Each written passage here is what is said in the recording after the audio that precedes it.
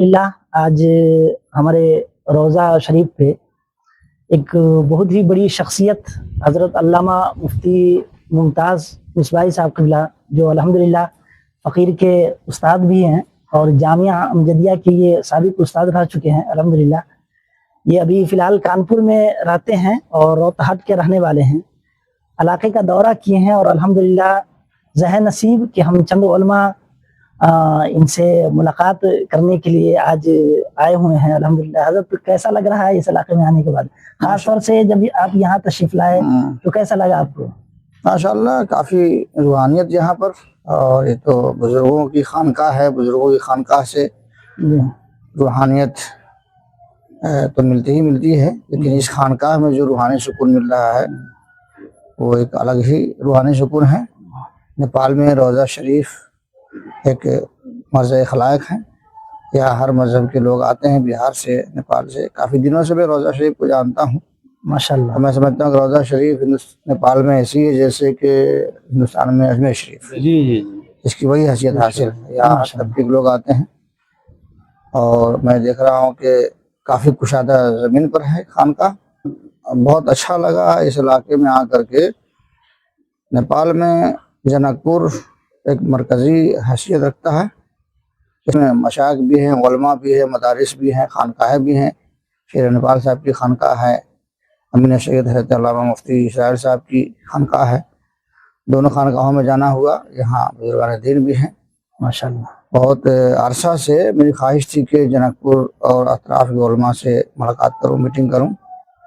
इसी मकसद के लिए आया और काफ़ी जयीद उलमा हैं, बड़े बड़े उलमा हैं माशाअल्लाह। और मदारिस भी हैं। मदारिस के लिए वो तासुर नहीं था मेरे जहन में कि मदारिस भी होंगे बड़े बड़े। माशाअल्लाह जनकपुर शहर में ही कई मदारिस हैं और सब में अच्छी तालीम हो रही है। सब अपनी अपनी जगह पर मुतहरिक हैं, फ़आल हैं, काम और सारे उलमा अपनी अपनी जगह पे बड़ा काम कर रहे हैं। तंज़ीमी तहरीक के एतबार से भी काम कर रहे हैं।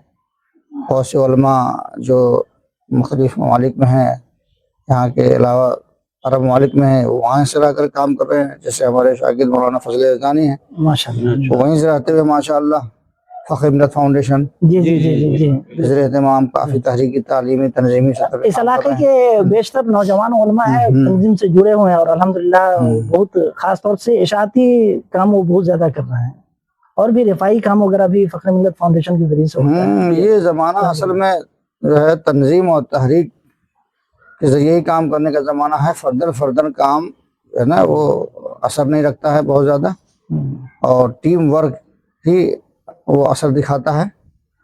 तंजीम और तहरीक की सूरत में जो काम होता है वो पायदार होता है, और जब मुनज़्ज़म होकर लोग काम करते हैं तो उस काम का असर होता है और उस काम से लोगों में इस्लाह काम होता है, समाजी इस्लाह काम होता है, तालीमी बेदारी का काम होता है।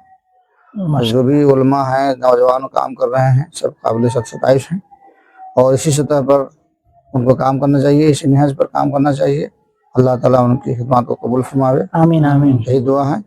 उलमा आपस में मुत्तहिद हो जाए, मदारिस में बेहतर से बेहतर निज़ाम हो जाए, ताकि आज के माहौल में कि जब हिंदुस्तान के बहुत से मदारिस में दाखिले बंद हो रहे हैं, बहुत से क़वानीन नाफिज हो रहे हैं, फिर खुद नेपाल के हालात, जो नए हालात आ रहे हैं, इन नए हालात में भी अब बाहर का सफ़र करना मुश्किल हो रहा है। खुद हिंदुस्तान में जो इस वक्त नफ़रत का माहौल है, उस माहौल में सफ़र करना महदूश हो गया है। बहुत से हादसा सानहात पेश आते हैं, ख़ासतौर पर के उलमा और तलबा के लिए सफ़र करना भी जो है अंदोहनाक हादसा पेश आ रहे हैं उलमा के साथ में। तो ऐसे हालात में अगर हमारे मुल्क में ही उलमा बेदार हो जाएं और सब मुत्तहिद होकर के जो इदारे हैं उनमें अच्छी तालीम का नज़्म करें, और ज़रूरत अगर महसूस करें तो किसी बड़े इदारे की सब मिल करके किसी बड़े जामिया की सतह पर बड़े इदारे की, जनकपुर और गिरदनवाह में किसी बड़े इदारे की तामीर हो जाए, जो तामीरी एतबार से भी है ना, बिल्डिंग के एतबार से भी जो लगे कि ये बड़ा इदारा है। जैसे हमारी यूपी के मदारिस हैं, तो जिसमें मुख्तलिफ शोबाजात के लिए अलग अलग बिल्डिंग भी हों और एक कैंपस हो। लगे कि हाँ एक बड़ा दारुल उलूम है, कैंपस है, تاکہ اور طلبا کے لیے اس میں سارے سہولیات میں کوئی مشکل نہیں ہے نا. ماشاء اللہ ہمارے نیپال میں مخلص احباب ہیں اور بہت خیر حضرات ہیں, دولت کی کمی نہیں ہے. کاٹمانڈو کا دورہ بھی میرا ہوا اس مرتبہ رمضان شریف میں, اسی مقصد سے دورہ بھی ہوا, وہاں بھی ہم نے علماء سے ملاقات کی.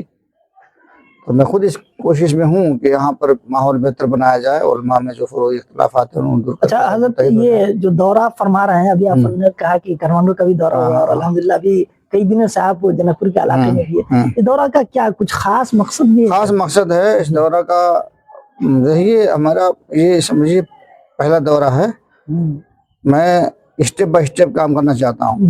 یہ میرا پہلا دورہ صرف علماء سے فرداً ملاقات کر کے اور یہاں کے حالات سے علماء کے باہمی معاملات کو سمجھنا چاہتا ہوں. علاقے کے تعلیمی, سیاسی, سماجی صورتحال کو دیکھنا چاہتا ہوں. اگلا اسٹیپ ہوگا کہ ہم ایک میٹنگ کی صورت میں رکھیں گے, بڑی میٹنگ رکھیں گے, کوشش کریں گے کہ سب ایک جگہ جمع ہوں تاکہ وہاں پر بہت سے معاملات پر مشورہ ہوں. ہاں, لیکن یہ فرداً ملاقات بھی کافی کامیاب ہوئی ہے. فخر نیپال صاحب کے ہاں آج قادیان پور کے کئی احباب حاضر ہوئے آپ سے, کئی لوگ وہاں بھی تھے. تو انشاءاللہ اور بھی جگہوں پہ جانا ہے. پھر یہاں سے ہریون بھی جانا ہے, وہاں بھی کئی علماء ہیں, وہاں پہ شاگرد ہیں, علماء ہیں, تو وہاں بھی دورہ ہوگا انشاءاللہ. اور دوسرے شہروں کا بھی دورہ ہوگا. نیپال گنج بھی کو تو جائیں گے, رہواں کے علاقے میں بھی جانا ہے. تو